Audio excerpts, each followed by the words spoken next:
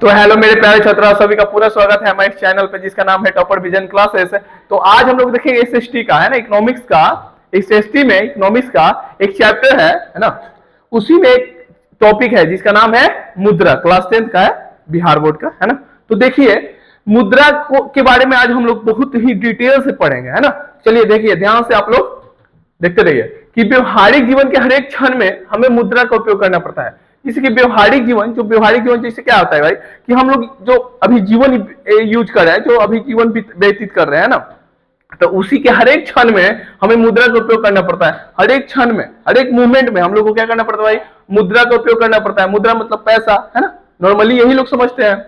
मुद्रा कहने से सामान्यतः सभी व्यक्ति समझने लगते हैं कि धातु अथवा कागज का बना हुआ वस्तु जो हमारे दिनचर्या मतलब डेली, प्रतिदिन, है ना, प्रतिदिन में आय उपलब्ध कराता है। यह वस्तु और सेवाओं के आदान प्रदान में सुविधा उपलब्ध कराता है। यह वस्तु के आदान प्रदान मतलब वस्तु के क्रय और विक्रय में क्या करता है, सुविधा प्रदान कराता है ना। नॉर्मली लोग यही समझते हैं, सुविधा उपलब्ध कराता है, उसी को हम लोग क्या कहते हैं भाई, मुद्रा कहते हैं। मुद्रा के अर्थ को समझने के लिए हमें अपने दैनिक जीवन के उन कार्यों को देखना होगा, है ना, जिसका संपादन हम देश अथवा विदेश में वस्तु और सेवाओं, ना कि सिर्फ वस्तु और सेवाओं के क्रय विक्रय के जरिए के रूप में करते हैं, है ना। मुद्रा के विकास को देखने के क्रम में हमने देखा कि सभ्यता के प्रारंभिक अवस्था में, जब सभ्यता की प्रारंभिक अवस्था थी, उस टाइम में क्या था, वस्तु जैसे कि बकरी, गाय, गेहूं, चमड़ा आदि का उपयोग विनिमय के माध्यम के रूप में होता था। विनिमय मतलब समझते हैं, विनिमय मतलब होता है क्रय विक्रय करना, है ना, क्रय और विक्रय करना, है ना। तब विनिमय के माध्यम के रूप में होता था। तो पहले भाई जब सभ्यता का प्रारंभिक अवस्था था, तो उस टाइम में क्या होता था कि गाय, बकरी, गेहूं, चावल आदि का उपयोग विनिमय के माध्यम से किया जाता था। जैसे कि इसको बोलते हैं वस्तु विनिमय प्रणाली, है ना। दो प्रकार के होता है, देखिए, एक होता है वस्तु विनिमय प्रणाली, ठीक है, वस्तु विनिमय, एक होता है मुद्रा विनिमय, है ना जी, आगे पढ़ाएंगे, ठीक है, इसके बारे में आगे हम डिटेल में पढ़ेंगे। तो इसी से जो सामान था, इसके बदले में क्या होता था, क्रय विक्रय के माध्यम के रूप में होता था। बाद में चमड़ा, पत्थर, कौड़ी जानते हैं क्या होता है, कौड़ी एक मुद्रा का ही प्रकार था जो पहले यूज होता था, है ना, हम लोग के पूर्वज के टाइम होता था। कौड़ी सोना, चांदी अथवा कागज के बने मुद्रा का उपयोग होने लगा। पहले कुछ और होता था, आज क्या होने लगा, चांदी, सोना, कागज के बने मुद्रा का उपयोग होने लगा। आजकल तो अधिकतर भुगतान पत्र मुद्रा अथवा चेक के द्वारा होता है कि नहीं होता भाई। आजकल पत्र मुद्रा, है ना, और चेक के द्वारा क्या करते हैं हम लोग, पेमेंट करते हैं। मान लीजिए कि 1 करोड़ रुपया आप लोग को कहीं जा करके देना है, तो भाई क्या करेंगे, उसकी जगह पे मुद्रा तो ले जाके नहीं दे सकते ना। अब समझिए कि मान लीजिए कि उतना अगर नोट लेके जाइएगा तो भाई पॉसिबल नहीं है ना। तो इसके लिए क्या करिए, हम लोग चेक ले लिए। चेक के माध्यम से क्या करते हैं, चेक रहता है, दिखाएंगे हम, चेक रहता है, उस पर क्या होता है, जो जिसका खाता होता है उसका नाम लिखाता है, जिसको देना होता है, और उस पर क्या लगा, अमाउंट लिखा देता है, बात खत्म। इतना बड़ा सा होता है, उसमें पूरा हो गया अमाउंट, है ना। वो जो बोरा में ले जाने वाला सिस्टम था वो खत्म हो गया, है ना। आगे देखिए,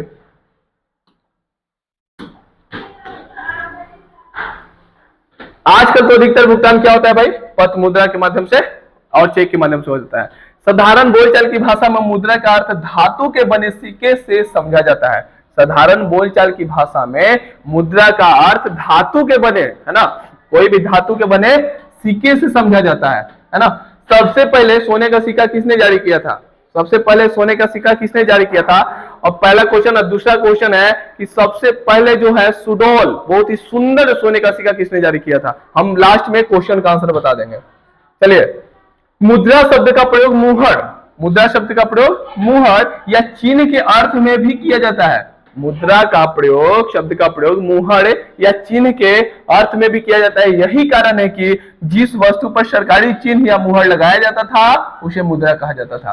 क्या भाई, कि जब भी कोई शासनकाल चल रहा है, उस शासनकाल में अगर मुद्रा चलाया जाता था, तो मुद्रा चलाने की वजह से, उस जो मुद्रा चलाया जाता था, वो तो क्या करते थे, अपना पहचान बनाने के लिए, अपना चिन्ह रखने के लिए, अपना मतलब कि बाद में हम लोग जान पाए भाई उसके बारे में, है ना, उसके लिए क्या किया जाता था, एक अपना मुहर या चिन्ह मार दिया जाता था या लगा दिया जाता था, है ना। उसके द्वारा हम लोग समझ पाते हैं कि ये जो मुद्रा है किस काल का मुद्रा है, ठीक है। चलिए आगे देखते हैं। अर्थशास्त्र में मुद्रा की अनेक परिभाषाएं दी गई है। जो अर्थशास्त्र जो हम लोग पढ़ रहे हैं, इस अर्थशास्त्र में मुद्रा की क्या होती है, अनेक परिभाषाएं दी गई है। कुछ परिभाषा संकुचित है, मतलब छोटा है, तो कुछ विस्तृत है ना, कुछ छोटा है तो क्या है भाई, कुछ विस्तृत है, तथा कुछ परिभाषाएं अन्य बातों पर आधारित है। जैसे कि प्रोफेसर हार्टले विट्स ने बताया है कि मुद्रा वह है जो मुद्रा का कार्य करती है। बताइए भाई, मुद्रा वह है जो मुद्रा का कार्य करती है, मतलब क्या, आप लोग डिटेल बताइए पहले, उसके बाद हम बताएंगे कि मुद्रा वह है जो मुद्रा के कार्य करती है। कहने का मतलब क्या है कि जो पैसा है वो पैसा का कार्य करती है। Money is what money does, ठीक है। आगे देखिए, कोलबर्न का कहना है कि मुद्रा वह है जो मूल्य का मापन, मूल्य का मापक और भुगतान का साधन है ना। अब समझिए बात को कि कोलबर्ग जी ने कहा, क्या कहा भाई, कि मुद्रा वह है जो मूल्य का मापक और भुगतान का साधन है ना, भुगतान का साधन है। कैसे, समझिए बात को कि मान लीजिए कि वस्तु विनिमय प्रणाली में हम लोग चलते हैं, तो वस्तु विनिमय प्रणाली में क्या था भाई कि कोई भी मानिए कि यही पेन है, ठीक है, तो पेन के बदले कितना इसमें, कितना, मान लीजिए कि आपके पास चावल है, ठीक है, चावल है, एक के पास पर्सन ए है, उसके पास चावल है, पर्सन बी है, उसके पास सोना है, ठीक है, लेना है पेन, ठीक है। अब ये पेन के बदले कितना चावल देगा, है ना, और कितना सोना देगा, ये पॉसिबल है भाई, इसका जो मापन है पॉसिबल है, नहीं पॉसिबल है। इसी कारण से वस्तु विनिमय प्रणाली में एक बहुत बड़ी कठिनाइयां थी कि मूल्य का मापन सही से नहीं हो पाता था, भुगतान भी नहीं हो पाता था, जिसकी वजह से ये विनिमय मौद्रिक प्रणाली आया, ठीक है। तो वही है कि मुद्रा की वजह से मूल्य का क्या हो गया, मापन शुरू हो गया। मतलब ये मूल्य का मापन क्या था, 2500 रुपए का है भाई, तो 2500 इसका क्या करेंगे हम लोग, मुद्रा देंगे, 2500 रुपए में पेन को ले लेंगे। लेकिन यही वस्तु विनिमय प्रणाली में पॉसिबल नहीं होता था। फिर भुगतान का साधन है, भुगतान भी हम लोग आराम से कर सकते हैं, इसमें कोई दिक्कत नहीं होता है हम लोग को। फिर नैप के अनुसार, नैप जी ने बोला है कि कोई भी वस्तु जो राज्य अथवा मुद्रा घोषित की जाए, जो राज्य कोई भी वस्तु जो राज्य द्वारा मुद्रा घोषित की जाती है, मुद्रा कहलाती है। ठीक है भाई, इसका भी कहना ठीक है, इनका भी कहना ठीक है। क्या ठीक है कि इन्होंने कहा कि कोई भी वस्तु है जो क्या है, राज्य द्वारा मुद्रा घोषित की जाती है ना, कोई भी वस्तु जो राज्य, कोई भी वस्तु हो, है ना, मैटर नहीं करता है क्या हो, लेकिन राज्य द्वारा क्या हो, घोषित की जाती है, उसी को क्या कहते हैं, मुद्रा कहलाती है, वही मुद्रा कहलाती है। आगे देखिए कि सेलिग मैन का कहना है कि मुद्रा वह वस्तु है जिसे सामान्य स्वीकृति प्राप्त है, जिसे क्या है, सामान्य स्वीकृति प्राप्त है। जैसे कि मान लीजिए हमारा देश का जो मुद्रा आप लोग देखे होंगे शायद, है ना, तो उसको एक क्या है, सामान्य स्वीकृति प्राप्त होता है ना, हम लोग देख रहे हैं। अब मान लीजिए कि गांधी जी का जो फोटो लगा हुआ है, अब हम लोग जाकर के फोटो दे देंगे, कोई भी फोटो, जैसे आप शायद पीके में मूवी देखे होंगे कि उसमें क्या होता है कि वो जो आमिर खान है वो जा करके देते हैं ऐसी फोटो महात्मा गांधी के, तो वो जो गाजर का जो दुकान खोले हुए रहता है वो नहीं लेता है ना, लेकिन जैसे ही वो मुद्रा दे देता है, वो जो पैसा होता है, जो पैसा देते हैं, तो क्या करता है, ले लेता है और गाजर उनको दे देता है ना। तो वहीं पे हम लोग वही देखते हैं यहाँ पे कि मुद्रा वह वस्तु है जिसे सामान्य स्वीकृति प्राप्त है। तो भाई सब महात्मा गांधी का फोटो जहां जहां लगा हुआ है सब हम लोग जाकर देखेंगे तो कि भाई मुद्रा है, तो पॉसिबल नहीं है ना, लेकिन कुछ उसमें समान, कुछ क्या है, कुछ उसको स्वीकृति प्रदान हो जाती है, जिसकी वजह से वो क्या हो जाता है, वो मुद्रा का रूप धारण कर लेता है ना। आगे देखिए,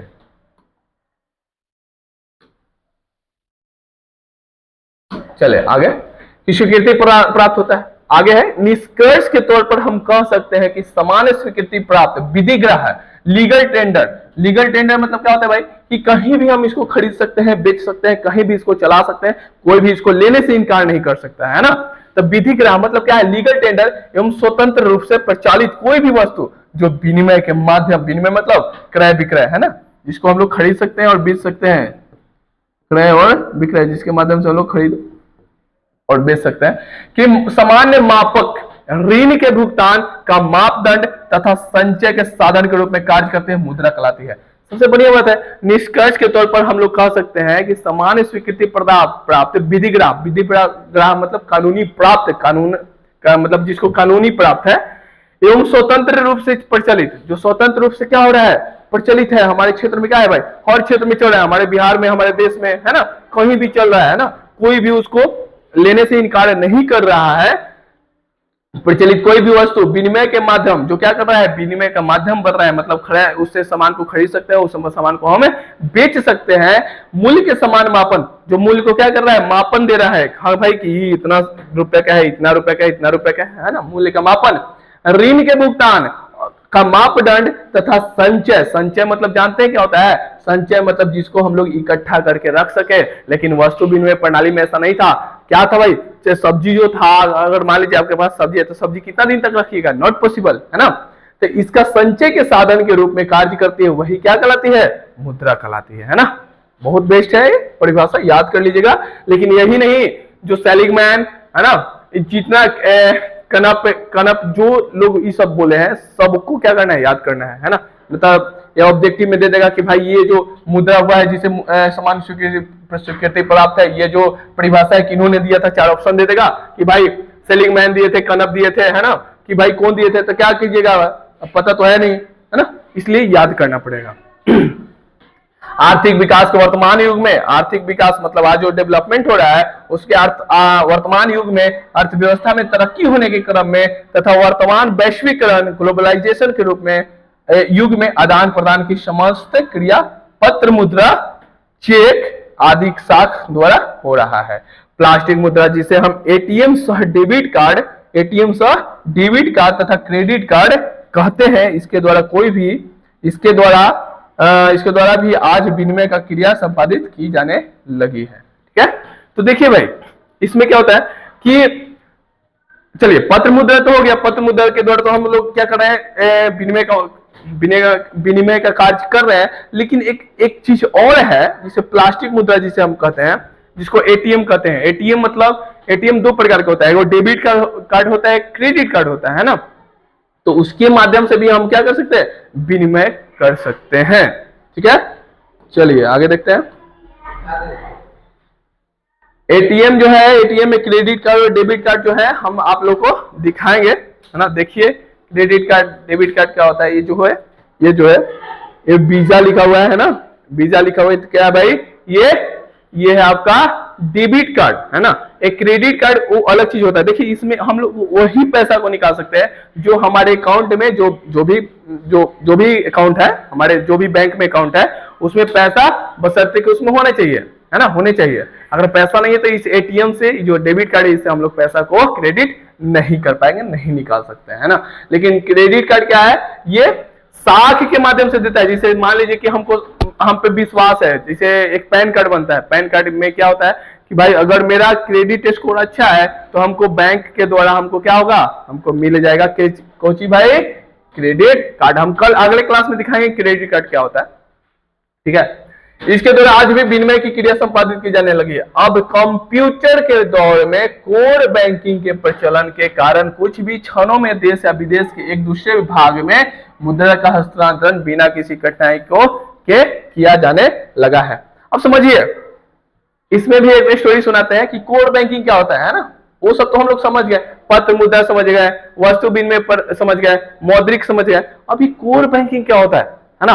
तो कोर बैंकिंग क्या होता है, हम हमेशा ऑफलाइन क्लास में भी एग्जांपल लेते हैं कि मान लीजिए कि कोई एक व्यक्ति है ना, उसका एक्सीडेंट हो गया है, एकदम सीरियस मैटर में है भाई, हॉस्पिटल में भर्ती है ना। अब पर्सन बी के पास कॉल आया, पर्सन बी क्या कर रहा है भाई, घर में सब